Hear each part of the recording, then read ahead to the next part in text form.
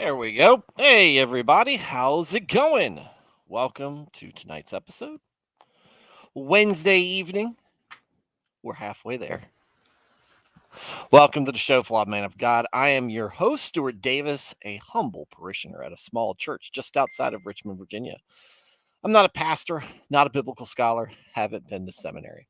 I'm not trying to get you to join my church or donate to any special cause. What I'm here to do is talk about God, talk about Jesus, talk about the Holy Spirit, talk about the Bible, talk about Christianity, talk about a wide variety of different issues, topics, and current events, and give you my perspective of them, on them, on them.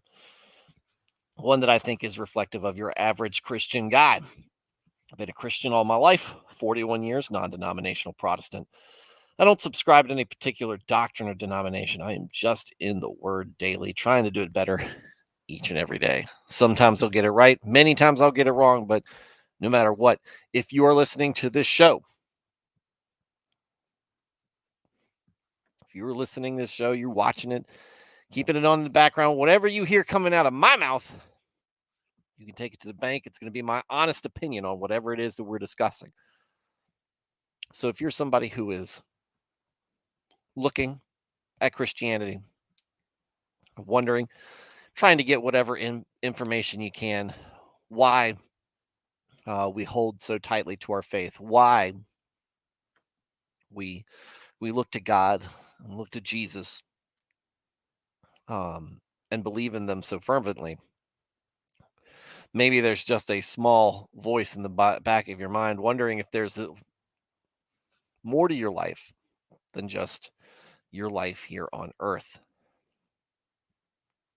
Welcome to the show. I'm glad to have you here. Hopefully, what you get out of this, which is what you're looking for, an informal, relaxed setting from a layperson who can relate to you. Hopefully you can relate to me, and maybe that's the environment to get you started. Like I said, I'm not a professional at this, and I'm not a super well-schooled, scholarly person who can give you the finer points um, on Christianity. But what I can give you is the perspective of the guy who would be sitting next to you in the pew, who can tell you, look, I've been doing this for a long time, and this is why I think it's important. This is why it's valuable. This is why it's the truth. And maybe that perspective is exactly what you're looking for. And hopefully that gives you, like I said, gets you started on a path to salvation in a relationship with God. If you are already a Christian and you just enjoy Christian topics and discussions, welcome as well. Glad to have you here. And we will find we run this very similar to a Wednesday night study group or a Sunday school. It's low key, very amateur, community oriented. It's all about talking with you guys about the important things, the not important things, and just keeping a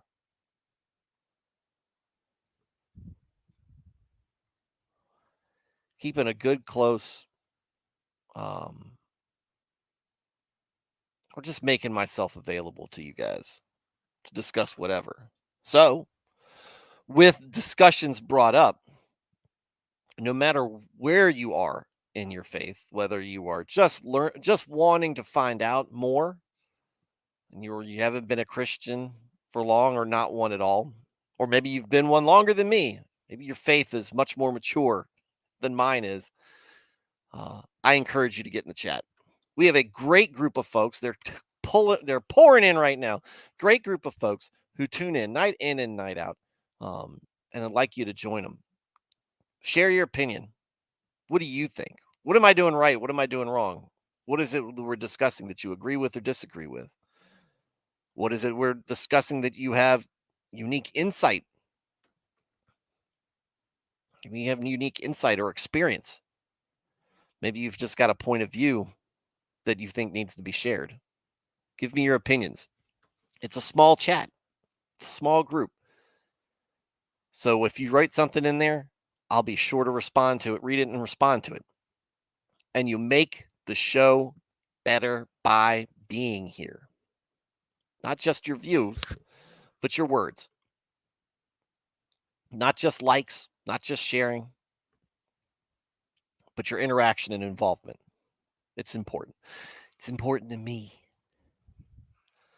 And look, I'm the host of this show, so right, it's all about me. Just kidding. All right, guys, let's get this show started. I don't know, maybe it's the temperature. It is freezing outside. We are currently at a balmy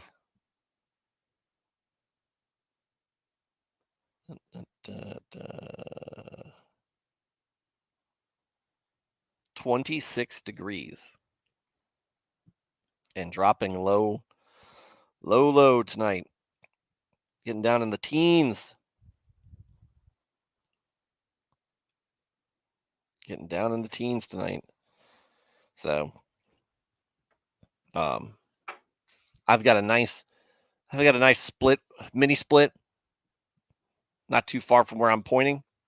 And it is trying to keep this room nice and toasty because I like being warm, especially when it's cold outside. I like being warm. I've cut up all this wood. I haven't had the chance to put it into the fireplace yet. I need to. How's everybody doing this evening? Hope you guys are doing well. Hope your week's treating you right. Hopefully you guys are looking forward to the back end of the week, the work week, so that you can enjoy your weekend. Like I said, it's taken a lot out of me. So we're gonna get close. We're gonna get started on this pretty soon. But first, Alex Moore, welcome to the show. First in with the ellipses. Jenny ELJ, how's it going? Alias, hello from under the snow. Dig yourself out, sir. Emmanuel Sorio, hello everyone. Hey, hope you are being safe out there. And texted Italian saying, hey y'all. Jenny ELJ says, oh my, that's freezing. Where I'm at, it is supposed to get 47 degrees. Burr. Well, 47 degrees. It's cold, but not that cold. You sound like you're in a very appropriately managed temperature area. Which I say that I like it when it's cold out. I enjoy the different seasons. The thing we get in Virginia is it never wants to make up its mind what season it wants to be, generally. I just want it when it's time to change the seasons, change the seasons. Winter, cold, and I want snow. I want winter to be winter. I want it to be cold. I want it to be snowy. I want the whole experience. Spring, I want it to be cool to warm. I want the rain and the wind and just the renewal of all the things that you lacked in winter. Summer, thunderstorms, sunny days, heat, all bright, bright, bright and sunny days. I love it. And fall, colorful, chilly, and just kind of that gateway to winter that it is.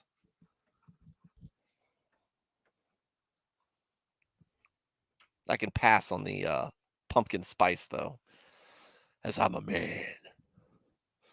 Oh, Alex Moore. Yeah, I'm probably about to do another 11-hour shift due to people showing up later calling out. Man, I hope you are hourly at least. Getting that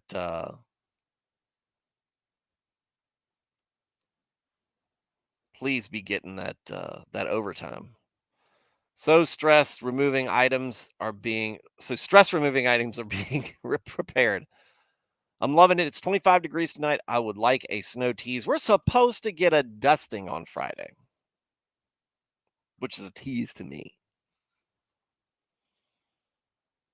So, anyway. All right. I'm one of those rare hourly guys. I didn't take salary when I was promoted. Um, I have I have opinions on salary. My dad raised me. My dad was, was an old school manager from the I say the old school, but we're talking about like my dad's a boomer, right? He was he was managing, you know, lots of people back in the 70s and 80s and 90s, mid late 70s, 80s, 90s. So back when there was a certain expectation of things. Salary, he always taught me, came with more responsibility and generally more hours. However, salary was you're paid to get a job done. And then somehow, and then hourly, it's you're paid to do things during your shift. Somehow, folks uh, in the corporate world decided that there was a expectation, or they were able to get around that. Not exempt, and then so they created net exempt and non-exempt salaried employees. I don't know if this works like this in any other state. I'm just talking about Virginia. But what it has turned into is, well, I have hourly employees, but I don't want to pay them overtime, but I want to make sure that they get in before right, sometime before their shift starts, and I want to make sure they stay after their shift ends and wrap up things that need to be done, but I don't want to pay them the overtime. I'll just make them salary.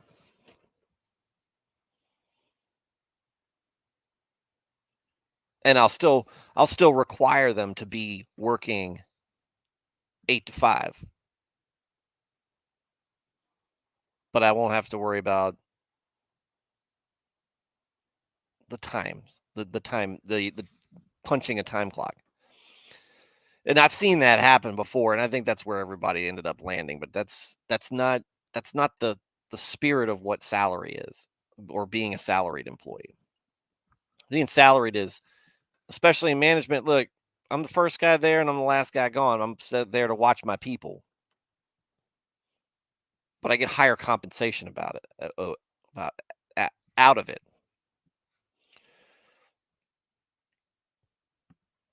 It's not for worker bees doing worker bee work.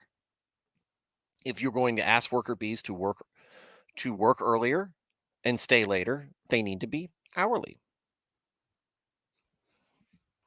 Everybody we're trying to squeeze that dollar, stretch that dollar out as far as they can.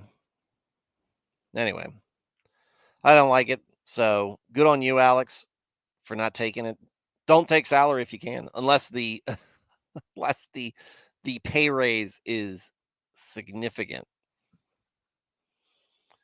Texas Italian. Texas, we get spring, summer, fall, and maybe a few days of winter. Low of 41 tonight.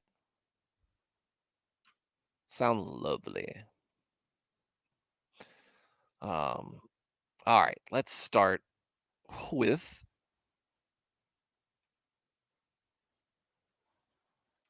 Psalms 59 and 60. Do. All right, so it seems like we've drifted back into more Psalms from David. All right. We had a lot of them at the beginning. Seemed like we had a half dozen or so that we went through where the sons of Korah, I think, were doing most of them. And then David showed back up, which is not bad. Which is not bad. However, his dues seem to kind of revolve around a similar theme. It's not a bad theme. Like I've said before, his are very fundamental in the way that you should approach God and speak to God and look at God. However, a lot of things that David's talking about and David's experiences have to do with him having a lot of enemies and him fighting them and wanting God to smite them and save him.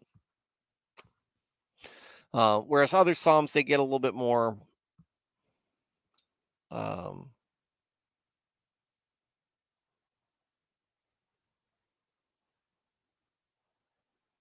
I don't know. They seem there seems to be a little bit more variety from them. So Alias said it was a balmy -31 a couple of days ago. Are you in Alaska? Are you one of Santa's elves, sir? Do you work for St. Nicholas?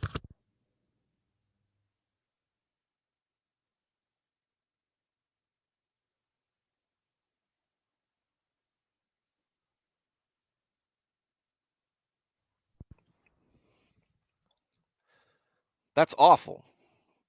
Oh, you're in the Dakotas. Oh, yeah. I've heard stories of guys at Minot Air Force Base that it is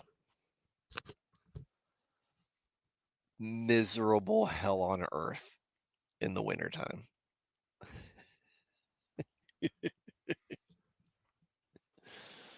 Ugh. A frozen wasteland. It's now 32 in Montana. Hey, we're colder than Montana right now. Oof, 31, -31. All right.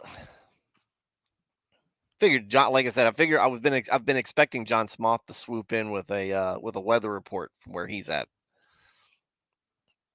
All right, so that sounds very similar to what we talked about last night. So last night's was Psalm 58. We ended on Psalm 58, which is the just judgment of the wicked, and Psalm 59, the assured judgment of the wicked.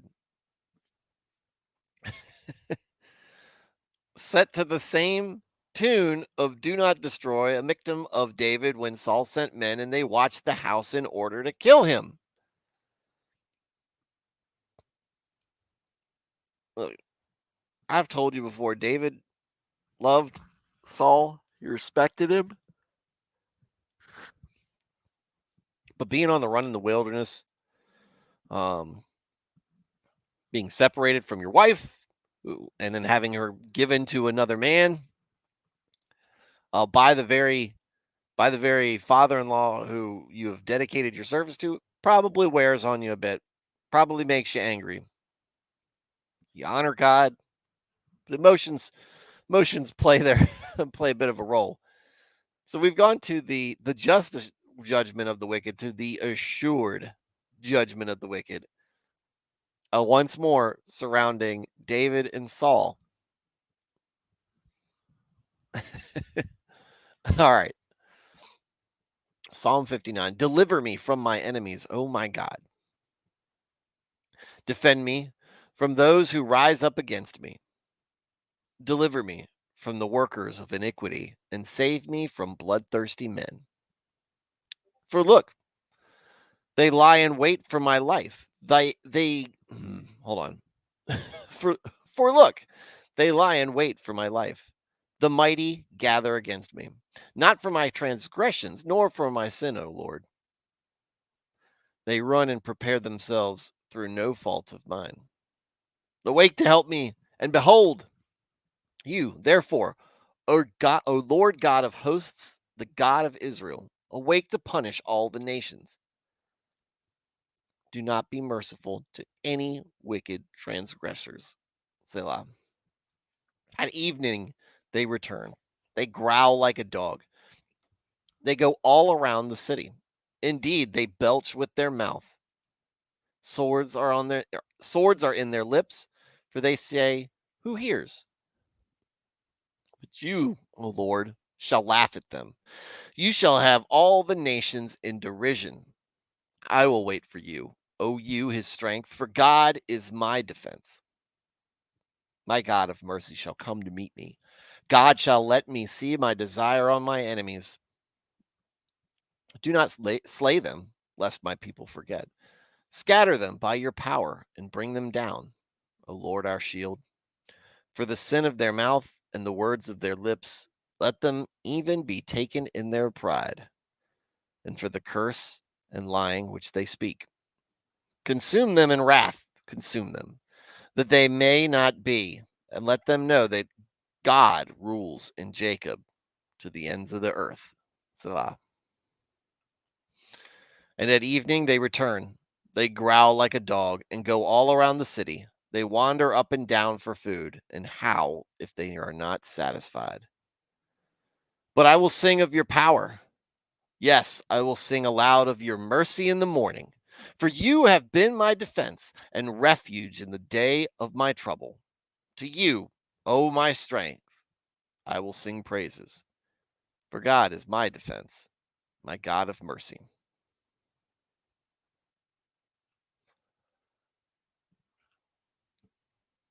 When he's talking about the other nations, he's referring to Gentiles, by the way. Um,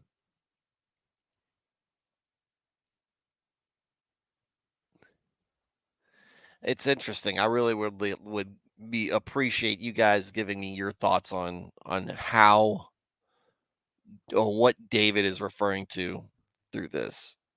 Clearly, there is an opponent here. I'm just not.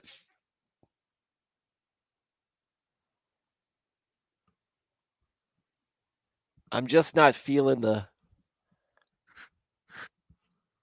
Saul sent guys to watch my house and kill me type of vibe here. Maybe a little bit, but this almost feels like this feels more like it's an outside foe.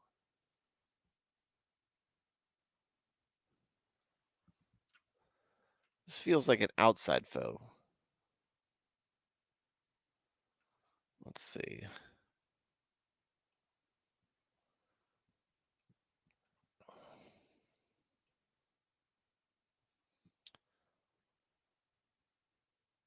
Saul murders the priest.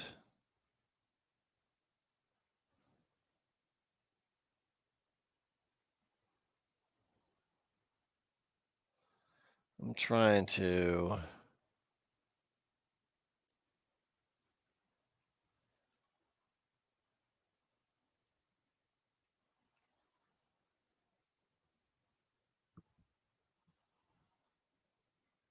divine counsel those that rebelled. Um, but these aren't. Oh, your caps lock is on, by the way. At that.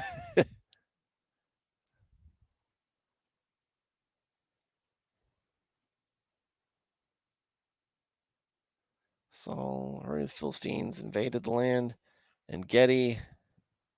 Oh God, strike down my caps lock key. That says. Um, I remember what the I can't remember what chapter it is when this happens.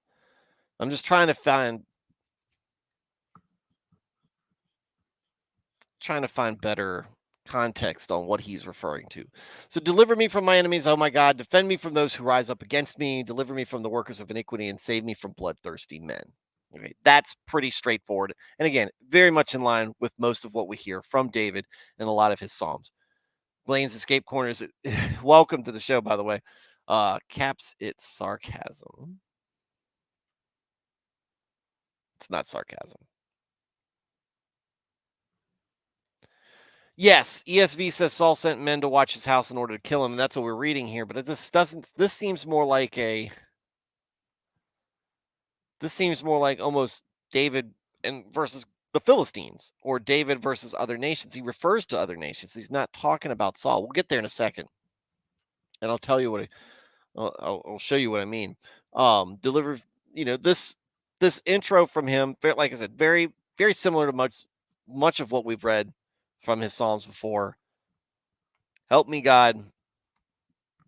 I need your help. People are out to kill me. People always out to kill David. It's like, and not to try, and I'm not feminizing David, but I feel like, Princess Peach writing the letters to Mario. Help me. I'm in trouble.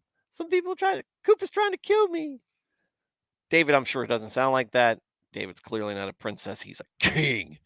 But Always it's just all because of the Psalms over and over. It just always feels like he's in trouble.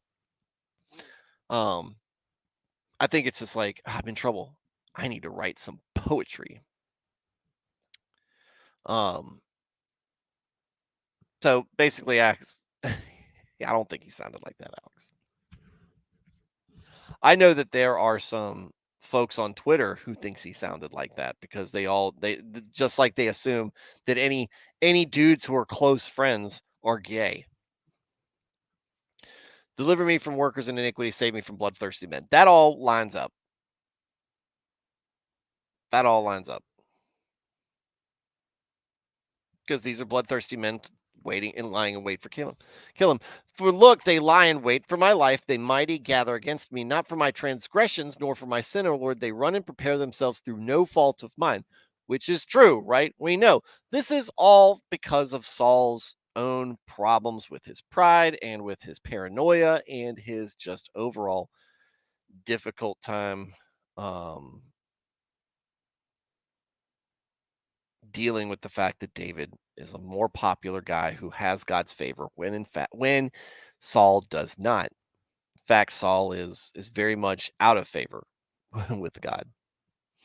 Awake to help me, and behold, you therefore, O Lord, God of hosts, the God of Israel, awake to punish all the nations. Do not be merciful to any wicked transgressions, any wicked transgressors of the law. This is where it starts to sound off, right? Because the 'cause I'm missing something. Awake to help me, and behold, you therefore, God of Israel, awake to punish all the nations. Now it refers to Gentiles. So did Saul use Gentiles? Because that's the annotation when he's talking about the nations. He's talking about Gentiles. That's what the footnote says. Um, did he send Gentiles to do this? Maybe that's what stirred up David's anger. I don't know. But it just kind of it seems inconsistent with what I'm expecting. That said, why I think the divine council. God broke up the land and gave pieces to each member, but kept Israel as its own. So its nations ruled by the divine council. Let me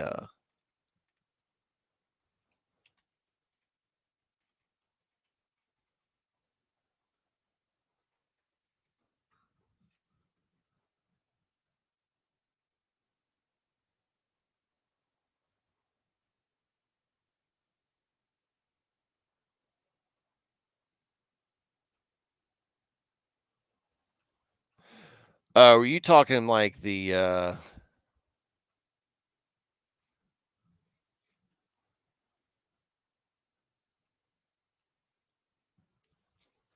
Hebrew Bible? There are multiple descriptions of Yahweh presiding over a great assembly of heavenly hosts. Some interpret these assemblies as examples of a divine council. Old Testament descriptions, Thad, just correct me when I'm going sideways here. No, Alias, he doesn't sound like Mike Tyson.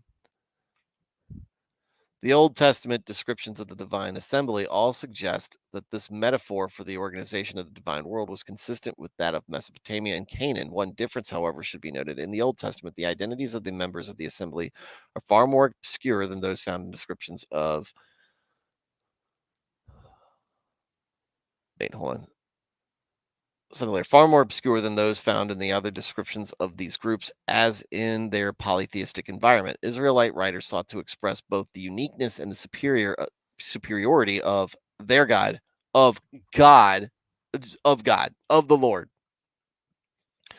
Psalm 82, which we haven't gotten to yet. Spoilers. Where's the spoiler gun there, Blaine? Spoil Gundam.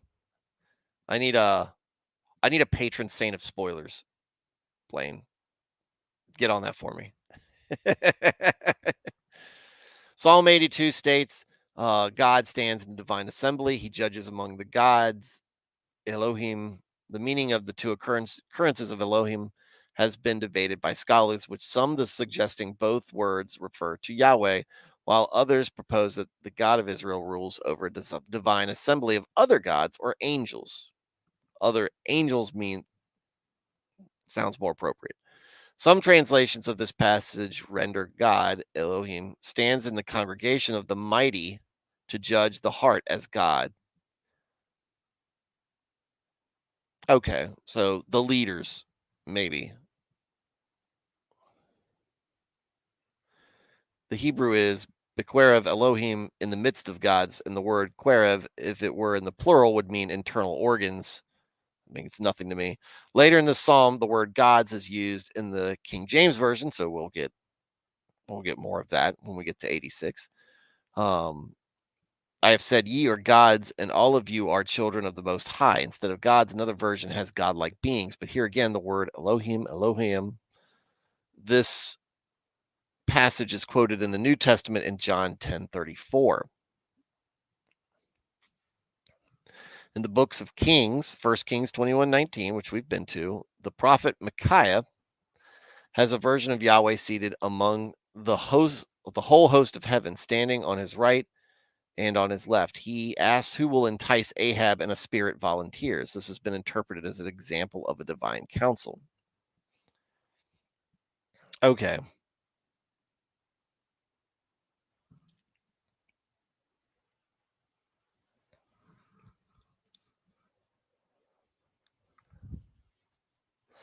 First two chapters of Job, sons of God, assembling presence of Yahweh, multitude of heavens. Yeah, that's more like a court, but I could see divine council, such and such. But you kind of feel like God keeps his own counsel. Everybody else is just there to do, the counsel of the Trinity.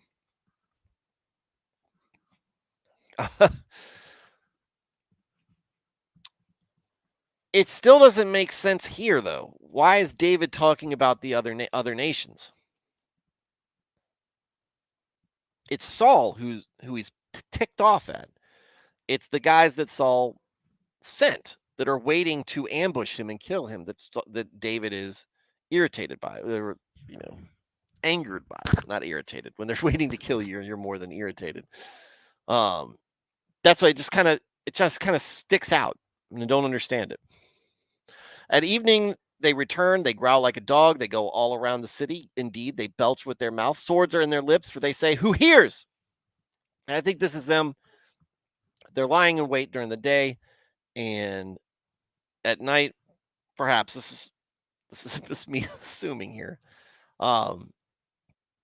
They go back to whatever local town, local village, city, whatever, and badmouth David and ask if anybody has any information on him. Metaphoric, again, where if that's the case, Alias, what's the metaphor? What's the metaphor? And there's look, I'm missing something. I know, I understand that, but I'm wondering what that is.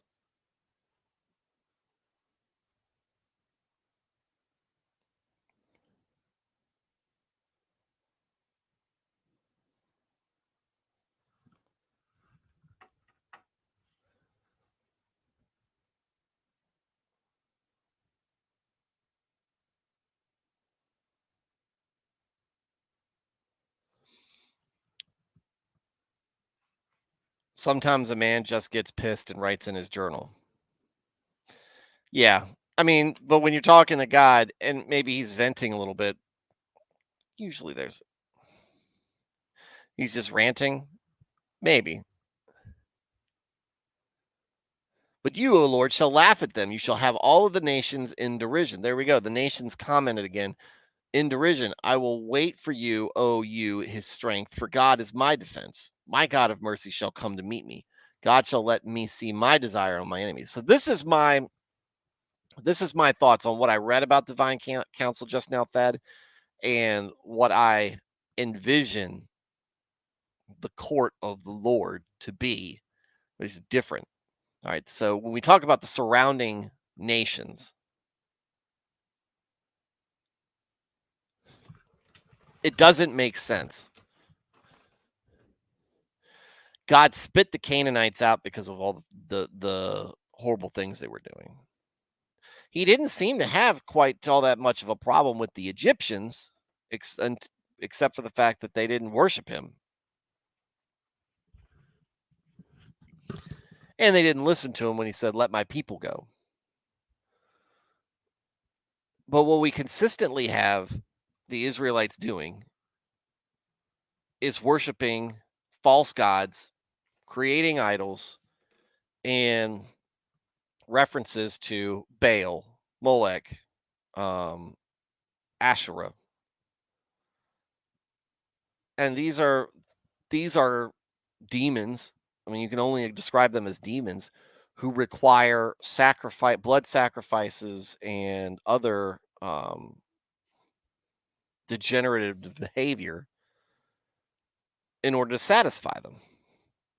That doesn't sound like a divine counsel. That sounds like the workings of an opponent, of an enemy, and God having superiority um, is likely, or having total authority, probably is not keeping them in his count in any council or court that you can envision him having. Now, be honest with you, there's many things about God that are way more things about God that are beyond any of us to understand, and none of us knows um you know how this is all organized in the great beyond. We haven't been there. I'm just saying this is just confusing to me, and I wish I'd had better understanding of it. But yeah, look, these guys think that they're going to get away with this, but they don't. They not considering that. Not considering that God's gonna punish them. God's gonna cut them down. If you want to take the Johnny Cash approach to that, Lord shall laugh at them and have all the nations in derision. I will wait for you, O you, his strength, for God is my defense. My God of mercy shall come to meet me. God shall see me, my desire on my enemies. Or God shall let me see my desire on my enemies. So God's going to come and cut them down. Um, I'm going to trust in the Lord to do the things that I wish to see done.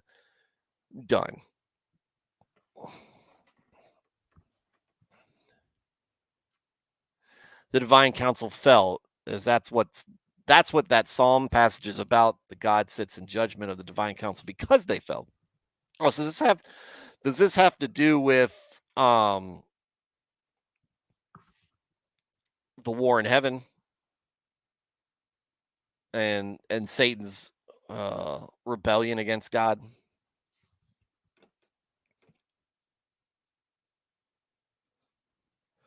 Do not slay them, lest my people forget. Scatter them by your power and bring them down, O Lord, our shield. Whoa, that's almost a little bit of foreshadowing there.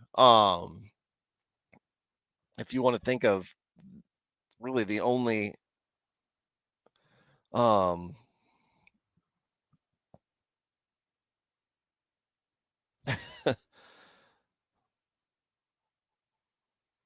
no, they're not the only ones. But a scattered people would be a lot of the Jewish people during the rise and spread of Christianity and the establishment of the Western world.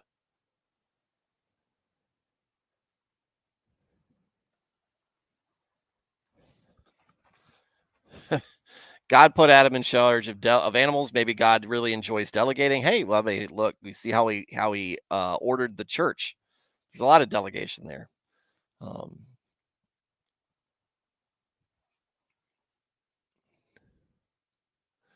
Do not slay them, lest my people forget. Scatter them by your power and bring them down. He doesn't want them killed. He wants them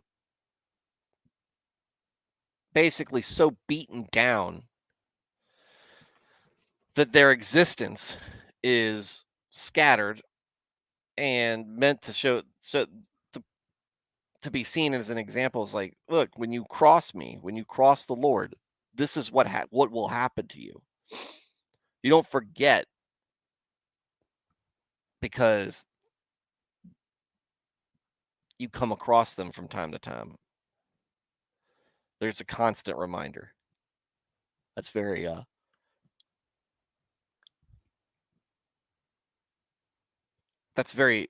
intelligent. For the sin of their mouth and the words of their lips, for them, or let them even be taken in their pride, and for the cursing and lying which they speak, consume them in wrath, consume them, and they may not be. And let them know that God rules in Jacob to the ends of the earth.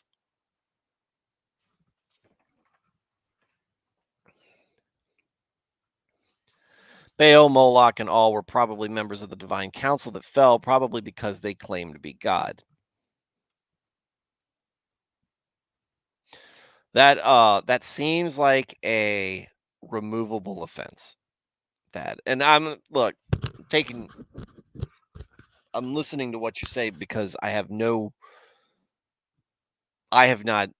read up on that at all, and I just assume that you know what you're talking about. But it'd be interesting to get more information on that. For the sin of their mouth and the words of their lips, let them eat. Oh, I already read that. Um, but yeah, look, not just that. Let their pride be what ends up being their own undoing, and let them know this kind of will be being not being slain and scattered and used as an example. That is a reminder to let them know that God rules in Jacob. And in evening they return, they growl like a dog, and they go all around the city. They wander up and down for food and howl if they are not satisfied. Kind of a little repetition, but a little bit of twist on that, where they're hungry and they don't have a place to stay, and they cry out when they don't receive anything. But I will sing of your power. Yes, I will sing aloud of your mercy in the morning, for you have been my defense and refuge in the day of my trouble. To you, O my strength, I will sing praises, for God is my defense, my God of mercy.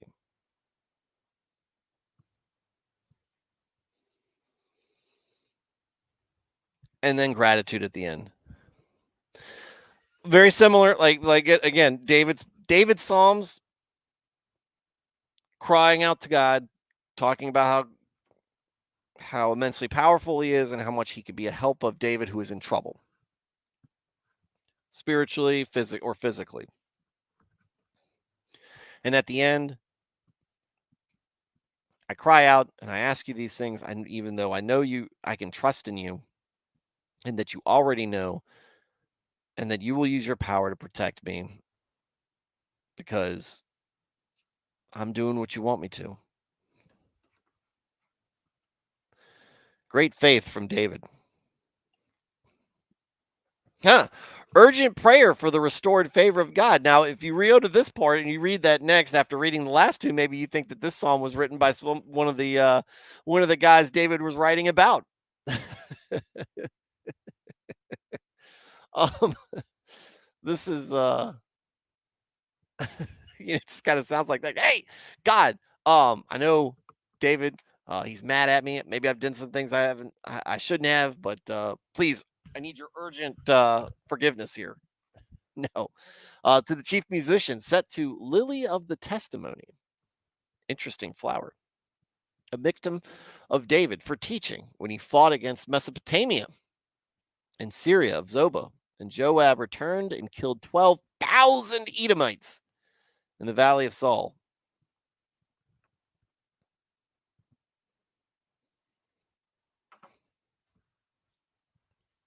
That's a lot of Edomites. That's a lot of Jacob's nephews.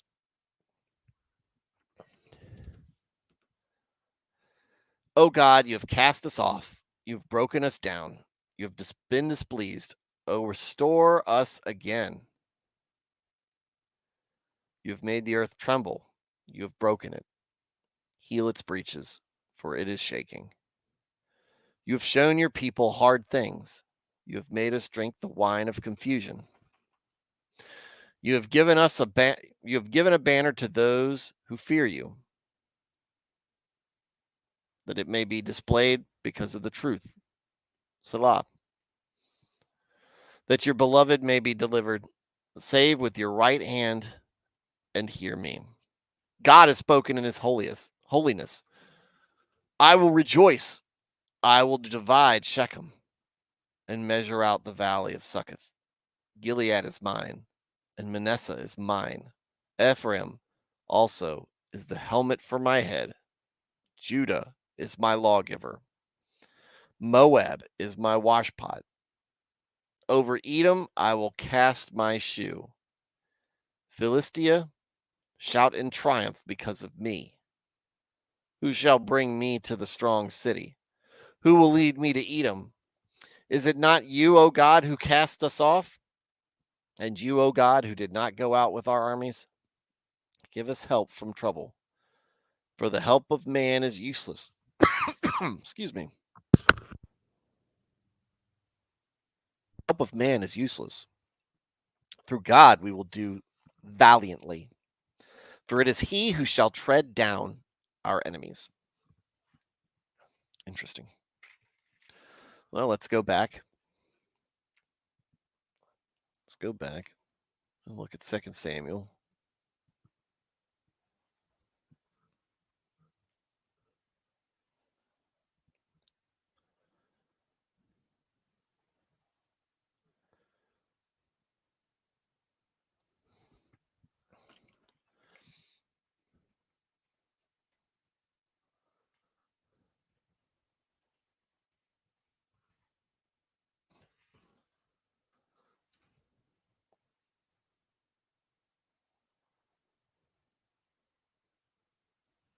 Do, do, do.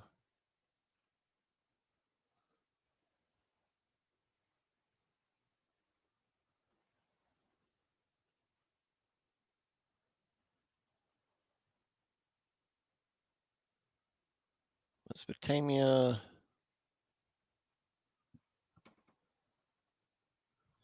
Yeah, sounds a bit like Christ on the cross. A lot of Psalms do that, or a lot of Psalms refer to um, seem to be pointing towards God.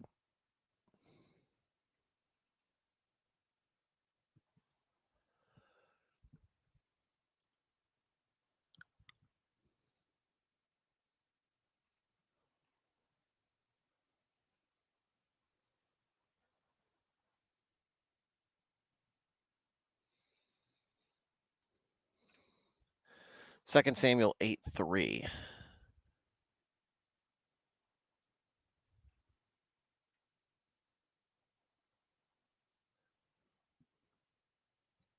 After this, it came to pass that David attacked the Philistines and subdued them, and David took Metheg Ammah from the hand of the Philistines.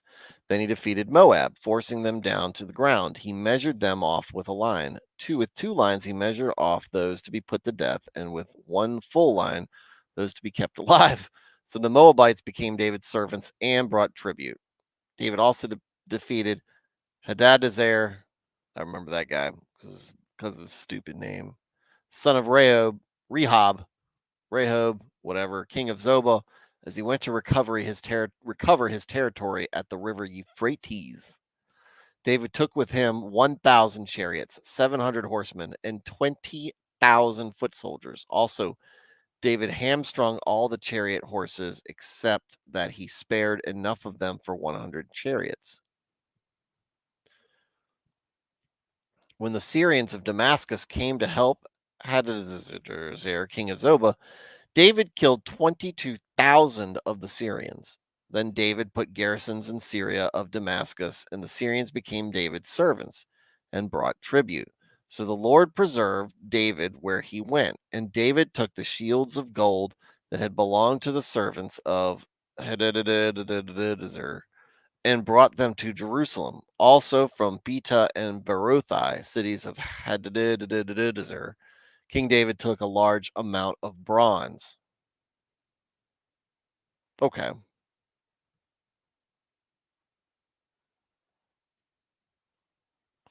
David wrote, and this is something I'm reading on it. David wrote the psalm because he thought that God had left him and his people. That is what David thought that the attack by Edom meant. The Edomites must have broken the walls of some of the towns in Israel. Something else must have happened as well. Verse 2 sounds like an earthquake. This is when the yeah. There are holes in the ground and animals and people fall into them. All this was hard for David and his people to understand. Why did God let it happen? He felt as if they were drunk after drinking wine. Wine is drink with alcohol in it. We still have earthquakes. This is not cohesive. We still don't know why this happened. The psalm does not tell us, but does tell us that God did answer David and his people, and he did give them help. That is true because we see.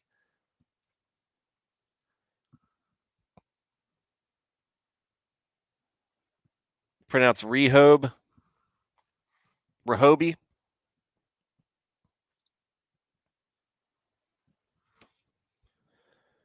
Rehob.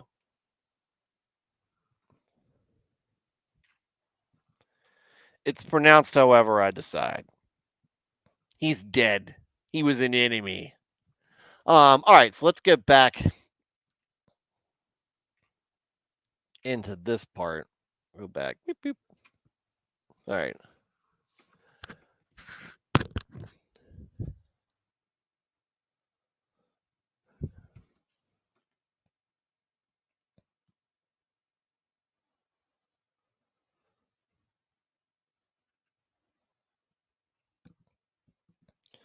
You have made us drink the wine of confusion. The wine of, and the footnote says confusion as in staggering.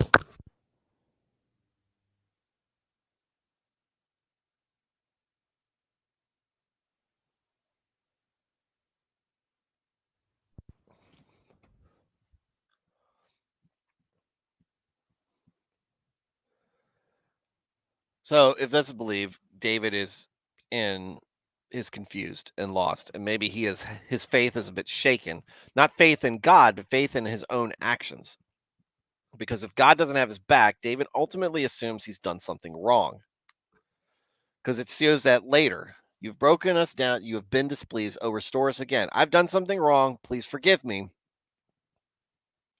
May the earth tremble. You have broken it. Heal its breaches, for it is shaking. You have shown your people hard things. You've made us drink the wine of confusion. Maybe there was a little bit too much celebrating. Look, I've drinking alcohol. I've drank alcohol on this show. Alcohol is not is not the consumption of alcohol is not sinful.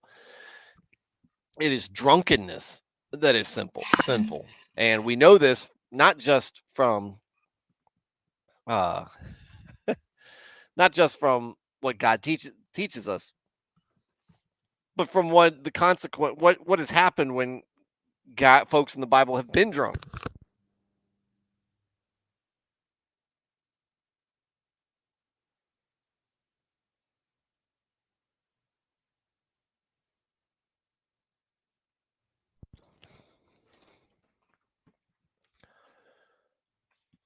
But perhaps they were celebrating a little bit too hard, and maybe they did some stuff that God didn't approve of. A lot happens. Stop it. We're not talking about Fire Emblem here, Blaine. You have given a banner to those who fear you, that it may be displeased, and that it may be displayed because of the truth, that your beloved may be delivered. Save with your right hand and hear me. Will y'all stop it? Noah getting no by Ham. I think it was Ham. Allegedly. Jacob marrying Rachel. You know he didn't do that sober.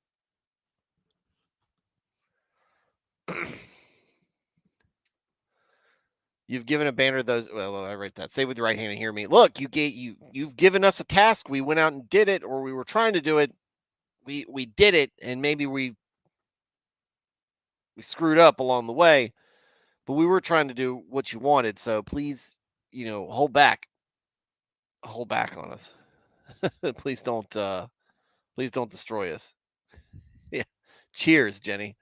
Um, God has spoken in his holiness. I will rejoice. I will divide Shechem and measure out the valley of Succoth. Gilead is mine, and Manasseh is mine. Ephraim is also is the helmet for my head. Judah is my lawgiver. So these are all places in Israel. Shechem, Gilead, Manasseh, Ephraim, Judah.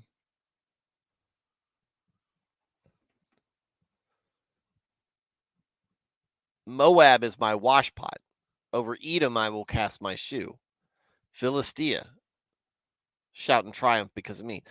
We know that at this point, David is taking over, conquering these lands, and they are paying him tribute because he's doing things like lining men up in into two lines and killing half and enslaving the others. Who will bring me to the strong city? Who will lead me to Edom? Is it not you, God, who cast us off? And you, O God, who did not go out with our armies? Give us help from trouble, for the help of man is useless. O God, we will do valiantly, for it is he who shall tread down on our enemies. All right, so like David's like, look, God, if you're not leading, if you're not going to lead me to do these, who will? I don't want to fight under anybody else's banner. I'm not trying to do anybody else's will. It's your will that I'm doing this to take the strong city, to take over Edom. But you seem to have abandoned us. And this part, you, O God, who did not go out with our armies, does that mean he didn't take the Ark of the Covenant with him? That would be interesting. Maybe he didn't get the blessings that he should have gotten before he went out. He just assumed, hey, look, God's given us this command before. We need to take care of it. So they went out and did it without, and it happens. It happens not just with David. Saul did this. Solomon did this. Lots of kings in Israel and Judah did this. Sometimes it happens. Sounds like Kansas. Carry on, my wayward son. I was flying even higher, but I flew too high. Maybe God's giving a gentle reminder of who's in charge.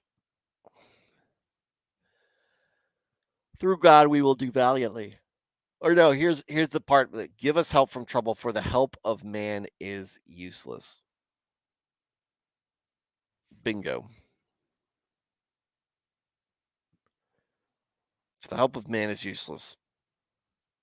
Through God we will do valiantly, for it is he who shall tread down our enemies.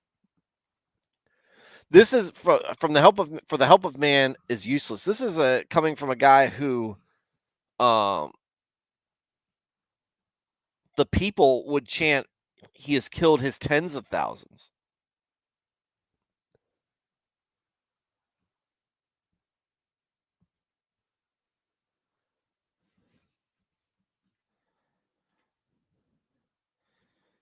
Alex says, all right, coffee, we're ready. Car warmed up. Go get him, Alex. That said, David was doing God's will, but he overdid it. Maybe he didn't overdo it. Maybe he got a little over celebratory. Kind of in the I think about a passage I mentioned a lot.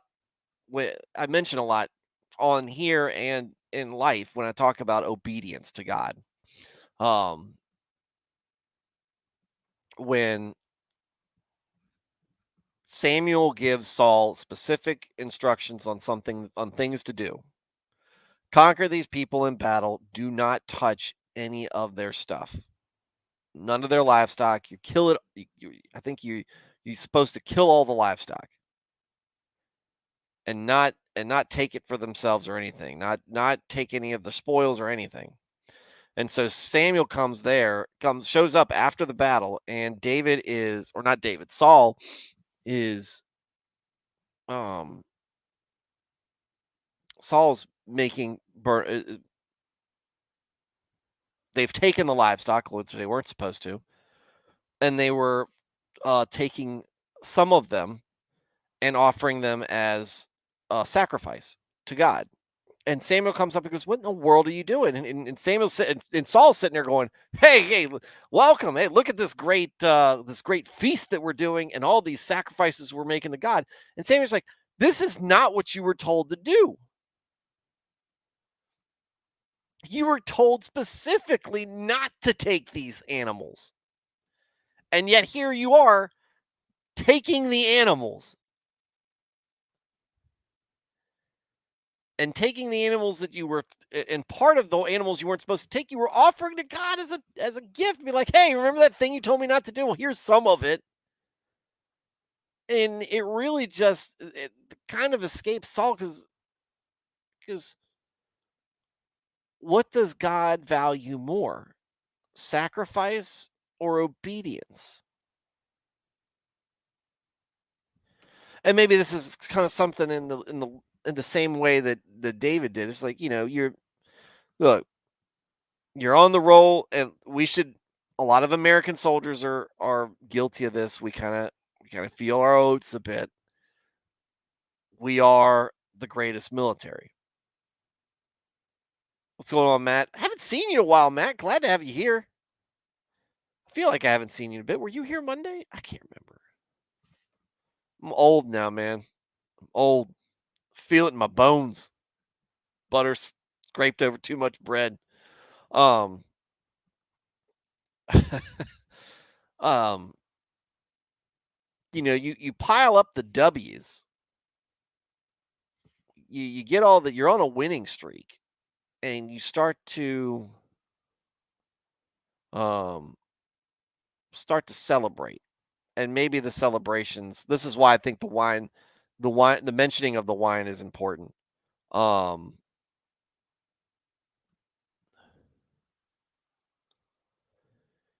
maybe the celebration. Maybe they partied a little bit too hard. Play hard, work hard, play hard, right? Maybe they played a little bit too hard after they worked hard. And God is like, "Hey, hey." Maybe maybe God's reminding them, "You're celebrating. Your work's not done yet. Remember who's in charge." Maybe that they didn't he didn't overdo it. Maybe that they were um spiking the football a little early. I don't know. Or doing something they weren't supposed to, misbehaving. Anyway, but very interesting one. There's a lot of so tonight's two psalms have um have left me with a couple of questions just on context and backstory. I am a guy who enjoys knowing all of the backstory. I'm a huge Tolkien fan. Read the Lord of the Rings, and but my favorite part of his um of his writings is the Silmarillion because it deals so much with the backstories. Yeah. Oh, that's what this is. All right, so that says maybe doing one of those end zone dances. Personal foul, um, unsportsmanlike conduct. This is God throwing the flag. Yeah, lore guy. Thank you, Alex. I'm a lore guy. I like to know what's going on. I like to know what the whys and the wheres, the who, what, where, when, and why, and how going into a story. Because usually they have their own stories to listen to that are maybe not equally compelling, but still compelling nonetheless. So, but we do get lessons out of them. We do get lessons out of. Sometimes our work isn't done, and we need a reminder. Sometimes we rest on the things that we do well and the things that we do right, and we end up doing um, shabby things in that celebration or in that overconfidence. It's hard. It's hard being on.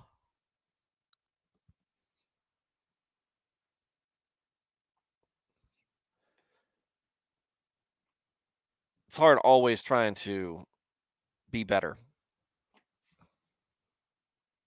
Sometimes it feels like you never rest. Thad says Silmarillion, the book looking for a plot. I don't think it's looking for a plot. I think it's to say, hey, the Silmarillion kind of reads like the Pentateuch and Kings and Chronicles. I think uh Tolkien pulls heavily from the Old Testament as far as structure and to explain to in what he talks about there, because it's a lot of small stories that fall along a timeline, right? From the creation of Arda and the war between the Valar and the creation of in Valinor and Middle Earth. It's it's so gosh, I need to read the Silmarillion again. I just love perusing through it.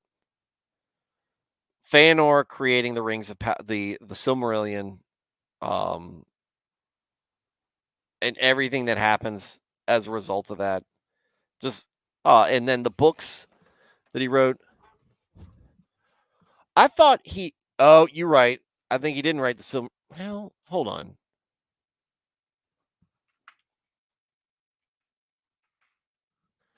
I know the books that sprung out of it. Okay, you're right. You're right. Published posthumously.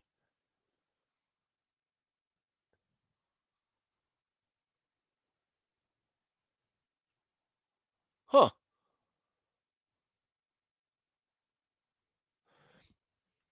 After the success of The Hobbit, Tolkien's publisher, Stanley Unwin, requested a sequel, and Tolkien offered a draft of the writings that would later become the Silmarillion. Unwin rejected this proposal, calling the draft obscure and too Celtic.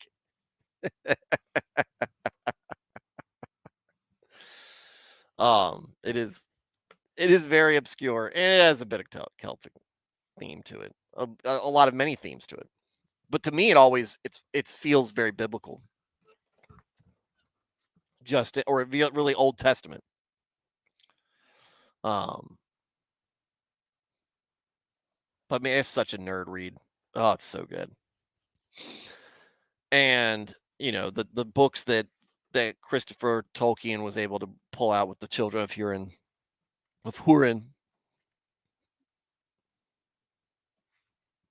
Lord of the Rings wasn't Celtic.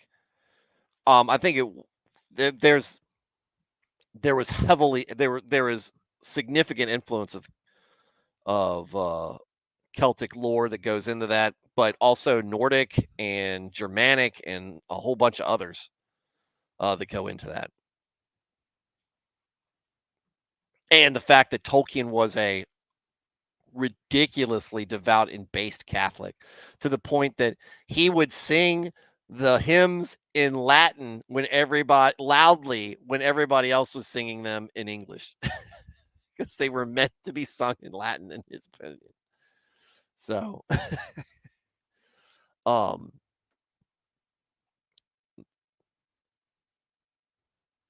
yeah. Anyway, all right. let me close out the stream. Um, I gotta rest. I'm tired, guys. You guys are. It looks easy what I do because I am such a. Oh, I'm just Oh, you're just criticizing the editors for picking on the Silmarillion. Well, it has a very. Not everybody can read it. Not everybody can read it. As far as and read it and find it compelling or enjoyable. because like you said, it kind of feels like it's looking for a plot. That's really not its point. Anyway, all right. Thad the Man, Alex Moore, Matt Felty, Jenny ELJ, Blaine's Escape Corner, Alias, Texan Italian, Emmanuel Osorio. It was oddly quiet tonight. Thank you guys for being part of the stream. Thank you for being in the chat. Oh, Alex, I pull it out. I have a box of the CD discs, and I am audiobook only now. Thank you guys for being part of the chat. Thank you for all that you guys contribute. Thank you for your interaction. And again, as I always say, every night, I appreciate your contributions to the show. And thank you. Thank you for tuning in and being a part of this show for me. I can't compensate you, and yet y'all still show up. So thank you for taking the word of God as seriously as you do. For folks who are just listening, not commenting either because you can't or you won't, it's fine. I'd love you to be part of the chat, but I'm really just glad that you guys are finding something you can tune into night in and night out, or occasionally, or whenever you feel like you need to hear it. And for everybody who is catching this on replay, thank you for watching. I hope to catch you live sometime. Everybody, chat, listeners, replayers, replay watchers, have a good night and God bless.